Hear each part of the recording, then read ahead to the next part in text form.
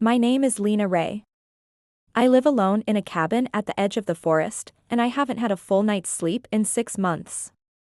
But that night, the one I'm about to tell you about, something happened that changed everything. Not because of a storm, or a nightmare, or even my own racing thoughts. It was because of my dog. And a pillow. My pillow at IT started like most of my nights do, too much tea, too little peace. I had shut down my laptop, pulled the thick, hand-knitted blanket up to my chin, and exhaled the kind of long, heavy breath that only comes after a long day of pretending to be okay. Outside, wind rattled the edge of the pine trees like they were whispering secrets. Inside, my dog Bear was already snoring, stretched out on the floor beside the bed. He's a mountain dog, big, black, thick-furred, with paws the size of my hands. I found him at the shelter nearly a year ago. They told me he didn't like people, they didn't say he'd take over my entire life, and that night? He took over something else. At some point during the night, I shifted onto my side and realized something wasn't right. Damn, my pillow felt wrong. I reached behind me, fingers searching for the familiar shape of it. But instead of soft cotton, my hand brushed thick fur. I froze, then I turned over, and there he was. Bear. Stretched across my pillow. Head planted firmly in the middle, back legs tangled in the blankets, his entire body taking up more than half the mattress. He didn't even look sorry. Are you serious right now? I whispered. He cracked one eye open, gave me a blink, and sighed. Not like a dog sigh. A full-bodied, passive-aggressive human sigh. You have your own bed, Bear. Your own pillow. Your own blanket. Silence. I poked his paw. Move. Nothing. I lifted the blanket and tried to scoot him an inch. Just 1 inch. He groaned. A low, deliberate groan that said, I dare you to try me, lady. The thing is, I could have pushed him off. He weighs less than me, barely, and he's all fluff. But I didn't. Instead, I lay back down in the tiny sliver of bed he had left me, shoulder half hanging off the edge, head awkwardly angled on a rolled-up hoodie, and I stared at the ceiling, wide-eyed, because honestly, this wasn't about the pillow. Not really. IT had started weeks ago. Little things. Bear would nudge his head into my lap when I cried in silence, pretending I wasn't. He'd bring me socks when I forgot to get out of bed. Once, he barked at my closed laptop until I took a walk. I used to be good at pretending I was fine. I smiled at the grocery store. I made jokes on Zoom calls. I posted pictures of mountain sunsets with cheesy quotes underneath.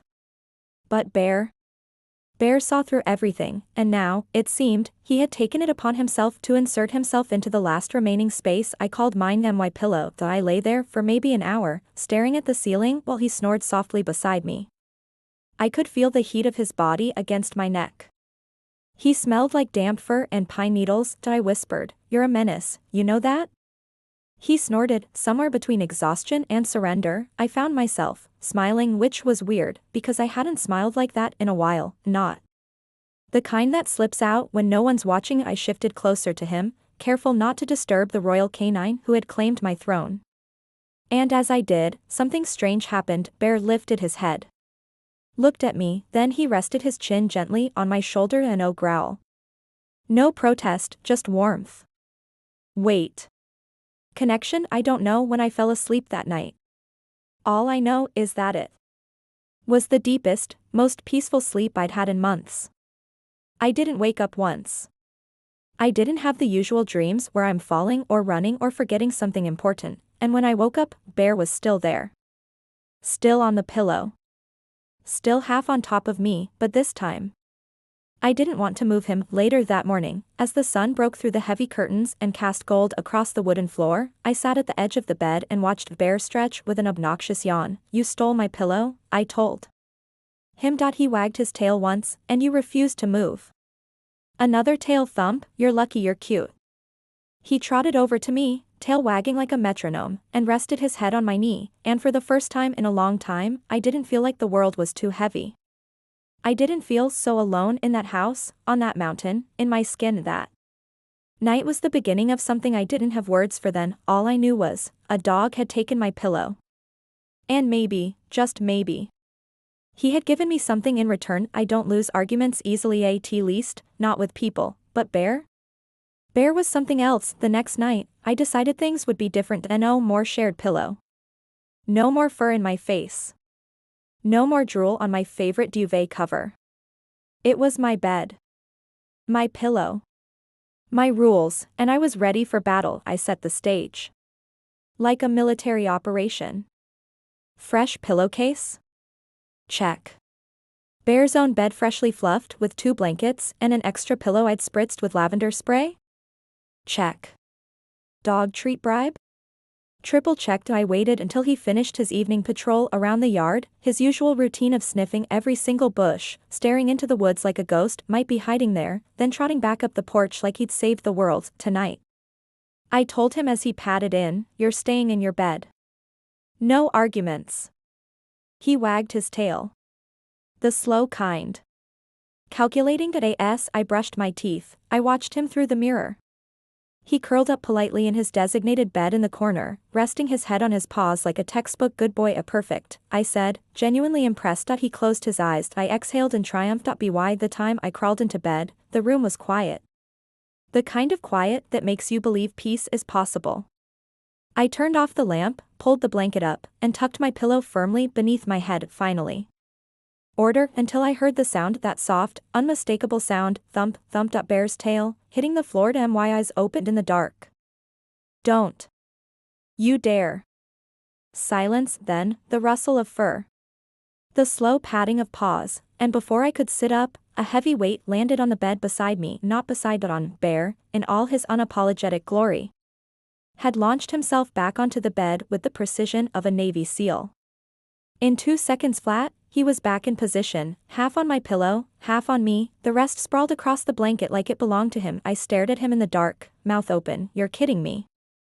He gave me one slow blink. A challenge. The standoff began. First tactic, negotiation. Come on, Bear. I gave you lavender. You love lavender. He yawned. Your bed has 2 blankets. And the memory foam.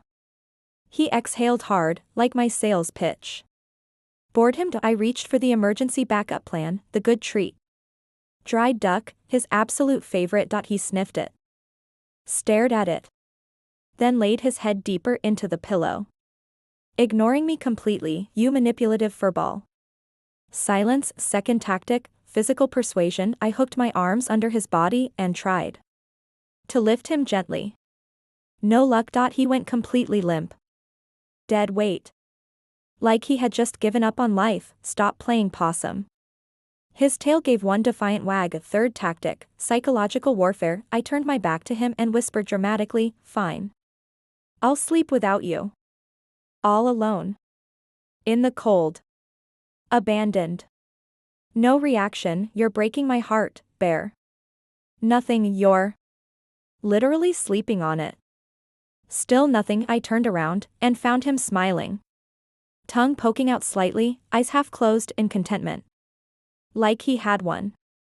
Because, well, he had it that night. I gave in again, but not because I lost, because somewhere between the duck treats, the dramatic monologue, and the failed lifting attempt, I realized something else. This dog wasn't just claiming my pillow. He was claiming me. It wasn't always like this. When I first brought Bear home, he wouldn't even look at me. He didn't bark. Didn't wag. Didn't care. He slept curled up in the corner, eyes wide open. Watching, like he was waiting for something to go wrong, same as I was. I just moved into the cabin after my breakup. After the shouting, the silence, the apartment I left behind with a bag and a single box of dishes, I told myself I didn't need anyone. Then I adopted Bear, mostly to feel safer at night. But also because I needed someone who wouldn't ask questions. It took weeks before he let me touch him, months before he wagged his tail at me, and now he slept on top of me like I was his pillow. The next morning, I woke up with a crick in my neck and one of Bear's back legs twitching against my cheek. I gently pushed him off and sat up, rubbing my eyes. He stirred, stretched, and let out a lazy bark. Oh, now you want to talk? He jumped off the bed and trotted to the kitchen like nothing had happened. Typical. I made coffee. He sat by the back door, staring out into the woods. The morning mist curled around the trees like something alive. You think you're protecting me, don't you?" I said softly that he didn't look back, but I swear, his ears twitched. Later that day, I bought him a new dog bed. Extra thick. Extra plush. Extra everything. I set it right next to my side of the bed that he sniffed at once. Then peed on it. I stared at him in disbelief. For really? He wagged his tail. Message received that night. I didn't even try to stop him. I just scooted over before he jumped up. He curled beside me, then shifted, almost gently, until his head rested on the pillow again. This time, I turned to face him. "Why this spot?" I whispered. His eyes met mine, and for a moment, I saw something I hadn't let myself feel in a long time. Home, not in a house. Not in a place, but in a being. A presence and the solid, unspoken loyalty of a dog who had chosen to take up space exactly where I had left mine empty. Yet we lay there in silence. And no more standoff. No more fight. Just the quiet rhythm of his breathing and mine, finally slowing down. I stopped fighting him after that. It wasn't a conscious decision, not like flipping a switch or signing a peace treaty. It was something softer. Quieter. Like letting the tide pull you in, even though you told yourself you'd stay dry. I gave in, and honestly, it felt safe. The third night, I came into the bedroom with a different kind of energy. No pillow tricks. No duck treats. No fresh lavender bed in the corner that would be proudly ignored. I just walked in, sighed, and said, "Okay, Bear. Let's do this." He looked up from the hallway with alert ears, as if he couldn't quite believe it. Then he trotted in with that heavy, confident gait of his, like he owned every floorboard in the place, and hopped up onto the bed without waiting for an invitation, straight to the pillow. No hesitation. No guilt. I stood there, arms crossed, watching him circle twice before plopping down like a tired king returning to his throne. "At least let me have a corner," I mumbled. He shifted a little. Enough to pretend he was sharing. I slid into bed, turned off the lamp, and lay there with my face barely on the edge of the pillow. His warm, heavy breathing filled the space beside me. It should have felt like surrender, but it didn't. It felt like presence. You don't really notice when the loneliness starts to loosen its grip. It's not dramatic. It doesn't come with music or a sunrise or some poetic revelation. It comes in strange little ways, like not minding the weight of a paw against your neck. Or realizing you've stopped checking your phone before bed. Or laughing, actually laughing, when your dog steals the blanket, again, and growls. If you try to take it back, you give in, and in doing so, something gives back. By the end of the week, I'd stopped calling it my pillow. It was our pillow now. It was a Tuesday morning when I first noticed the change in me, the kind of change that doesn't feel like a thunderclap, but more like a shifting current. I woke up, half my body pinned by Bear, my head mashed between his shoulder and the mattress. My hair was everywhere. My spine ached. My lips were dry and I smiled, not because I had slept well, I hadn't, and not because I was particularly cheerful, I wasn't, but because I wasn't empty. It had been months since I'd woken up and felt anything other than exhaustion and resistance, but that morning I felt held. Not in the romantic way. Not even in the cozy, "this is so cute," kind of way. More like, my body and my heart both knew there was someone there. That I wasn't drifting in space anymore. Bear stirred beside me, legs stretching out with a lazy grunt. His nose twitched against my shoulder. "You're ridiculous," I whispered into the fur near his ear. His tail wagged once in acknowledgement. I brewed coffee in the kitchen, barefoot, robe dragging on the floor. Bear waited by the door, like always. This time, though, I didn't rush.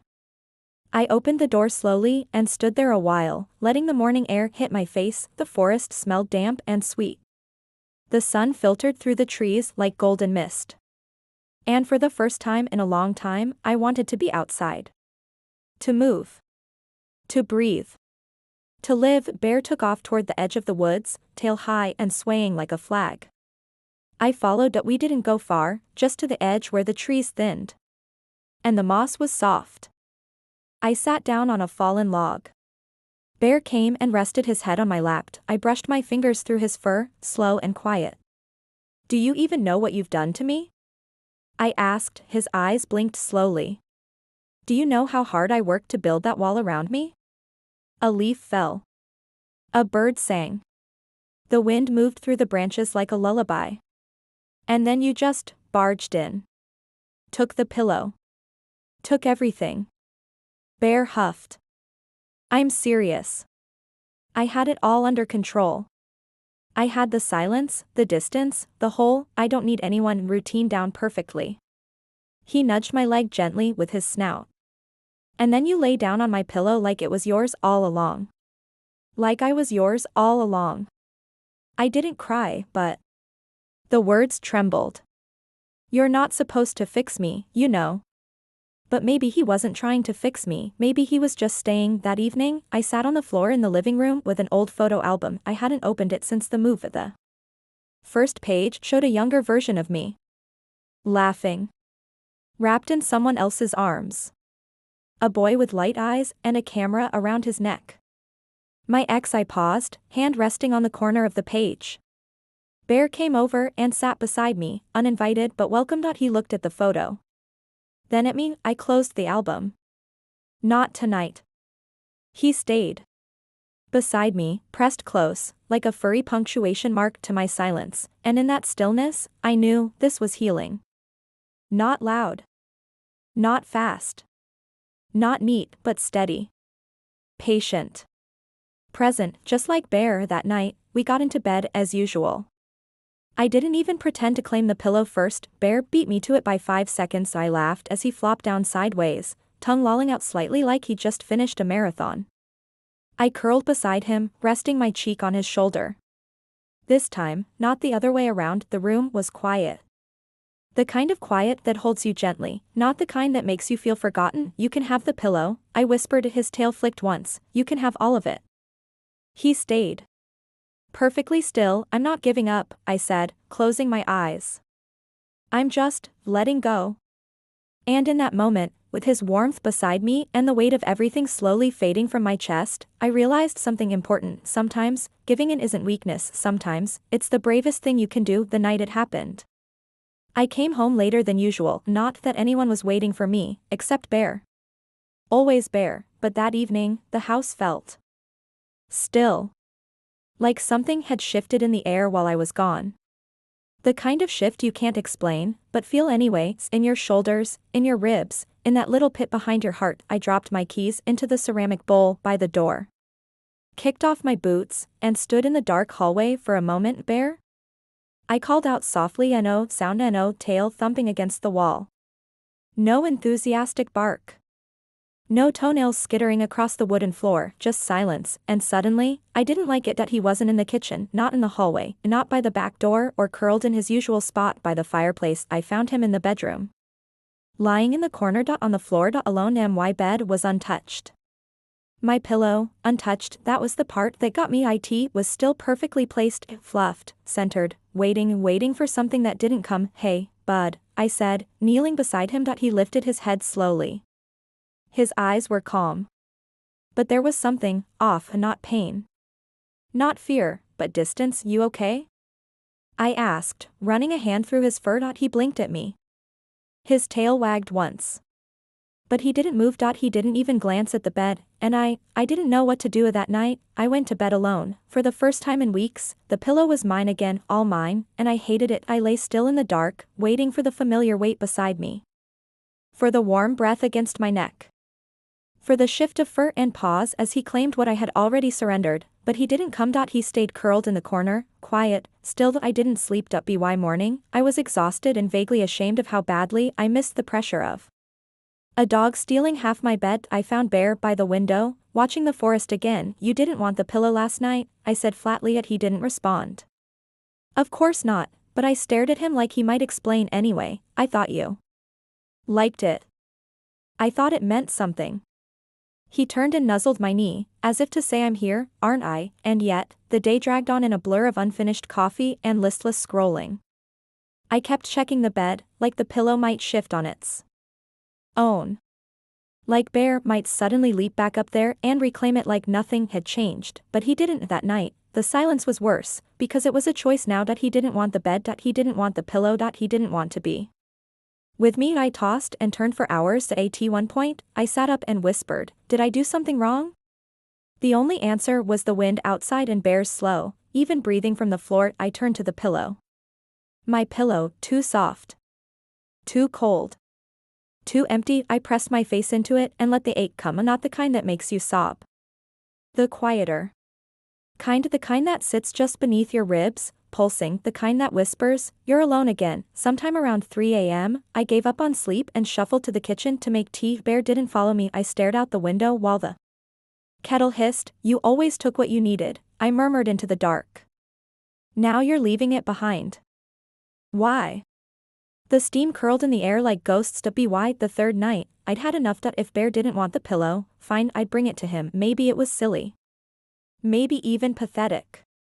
But I needed something, anything, to feel like we hadn't lost that fragile thread we'd built together. I carried the pillow into the corner and gently placed it beside him. He looked at it, then at me, then he stood up and walked out of the room. Just like that, my chest tightened. I didn't follow him. I just sat on the floor beside the pillow, his pillow, my pillow, our pillow, and stared at the empty doorway. That night, I didn't sleep at all. I woke up on the floor, back aching, blanket barely covering my legs, and the pillow gone. I blinked, sat up. "Bear?" No answer. I wandered into the hallway, rubbing my eyes, and then I saw it in the living room. He had dragged the pillow out to the rug by the fireplace. It was there, crumpled, a little lopsided, but unmistakably mine, and Bear was curled around it, waiting for me. I sat down slowly beside him. He lifted his head, looked at me, then, with that same silent, purposeful grace, he nudged the pillow toward me, offered it. Not claimed it, not stolen it, offered. I didn't know what to say, so I just pressed my hand to his fur and whispered, "Why now?" He didn't move, but I understood. Somehow it wasn't that he didn't want the pillow. It was that he knew I needed to remember what it felt like without him. To remember how it had been. Before, so that I could choose, again, to let him in. We lay there on the rug for the rest of the morning. My head on the pillow, his head on my chest, warmth seeping back into places I didn't know had gone cold. He hadn't left. He had just given me space to remember why I wanted him there. That evening, I didn't wait. I climbed into bed early and left the pillow right in the middle. He joined me without hesitation, and as he curled into the familiar shape, as his breath warmed the edge of my neck, I whispered, "I don't want to sleep without you again." He didn't move. Didn't reply, just stayed, exactly where he belonged. They say routines are the scaffolding of the soul. I never used to believe that until a dog claimed my pillow, and I let him. Weeks passed. The days blurred together in a quiet rhythm that felt settled. Not fixed. Not healed. But held, in the kind of soft, unspoken way Bear had mastered. Every night, the same familiar pattern: brush teeth, check locks, flip the pillow once for coolness, turn off the lamp, then Bear would climb onto the bed. Circle once. Twice. Collapse. With a huff, half on the pillow, half on me, and that was life until the night everything changed. Again, it started subtly. That morning, Bear had been slow to get up. Slower than usual. I chalked it up to age or laziness. But something tugged at me. A whisper in the gut. A flicker of unease. When I came back from running errands, he wasn't at the door. He always waited by the door. That's how I knew something was wrong. I found him curled up in the corner of the bedroom, not the fireplace, not the couch, not the sunlit patch by the window, the bedroom. His old hiding place, where he used to retreat when I first brought him home, back when he didn't trust me. Back when he watched everything from a distance, expecting it to fall apart. He looked up when I stepped in. His eyes were soft, heavy. I knelt beside him, pressing my forehead to his. "Are you hurting?" I whispered. He didn't flinch. Didn't move, but he didn't wag his tail either. The vet appointment was quiet. Bear didn't resist the leash. Didn't bark at the car like usual. He just sat in the passenger seat, staring out the window with the wind in his fur. I tried to talk, to distract us both, but my voice cracked every time I tried to sound casual. The vet was kind. Careful. She examined him slowly, her voice low and thoughtful. "There's some stiffness in the joints, and a little fluid in the chest I want to monitor." I nodded, biting the inside of my cheek. "Nothing alarming yet," she added. "But listen to him. He'll tell you what he needs." I glanced down. Bear was already looking at me, like he'd heard every word that night. I hesitated at the bedroom door. Part of me expected Bear to already be there, curled up in the middle. of the bed, waiting to claim his pillow like always, but the room was empty. I stepped inside slowly, the pillow was untouched, the bed felt too big, the air too still, and then, just as I pulled back the blanket, he appeared, quiet. Slow. But determined. He climbed up beside me, but this time he didn't take the pillow. He nudged it toward me, deliberate. Gentle. I stared at him. You sure? He settled at the foot of the bed, resting his head on his paws, and I understood that it was his way of saying, you can rest now. That he didn't need to take the pillow anymore, because I wasn't broken anymore, because he had done what he came here to do. I lay back, my cheek sinking into the pillow. The familiar softness, the scent of fur still lingering. My eyes filled without warning. You gave it back, I whispered. His tail thumped once. The next few days felt like a quiet goodbye. I wasn't ready to speak aloud. Bear moved slower, slept longer, but he still followed me around the house. Still nudged his head into my hand. Still waited for me to sit down before curling at my feet like a shadow that refused to leave. That we didn't go on long walks anymore, but we sat together on the porch, and sometimes, we just breathed. Then came the morning. I found him lying in the doorway, half in the hallway, half in the bedroom. His eyes were closed, his breathing was shallow. I dropped to my knees beside him, panic surging through my chest like cold water. Bear. He opened his eyes slowly, looked at me, and in that look, I saw it, not fear. Not pain, but something, finished, something whole. I scooped him into my arms, whispering his name over and over, and then he did something I'll never forget. That he licked my hand once, then rested his head on my lap. He didn't pass that day, not then, but it was the moment I understood. We were reaching the end of a chapter, and there was nothing I could do to stop the pages from turning. I moved his bed into the bedroom right beside mine. Every night, I lay on the pillow he once stole. And every night, he stayed beside me, watching, breathing, until one night, he didn't come into the room. I found him lying in the living room on the rug, facing the door, like he was waiting for something. I sat beside him. Quiet.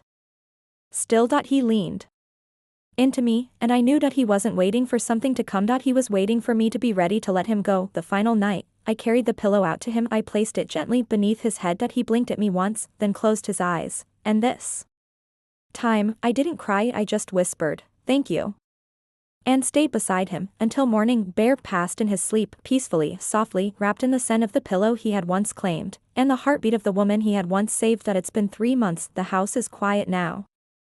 Still, but not empty, because his presence lingers in the corners, in the grooves of the floorboards, in the pillowcase I still haven't washed. I kept the pillow. That I sleep on it every night, and though Bear no longer climbs into bed beside me, I still feel him. I in the breath of wind through the trees, I in the stillness between heartbeats, I in the quiet confidence that I am no longer alone in myself. That we don't share the pillow anymore, but I'll carry what he gave me, his patience, his loyalty, his warmth, for the rest of my life, because sometimes, the smallest battles, like a dog stealing your pillow, lead to the biggest victories, like learning how to let yourself be loved again. The end.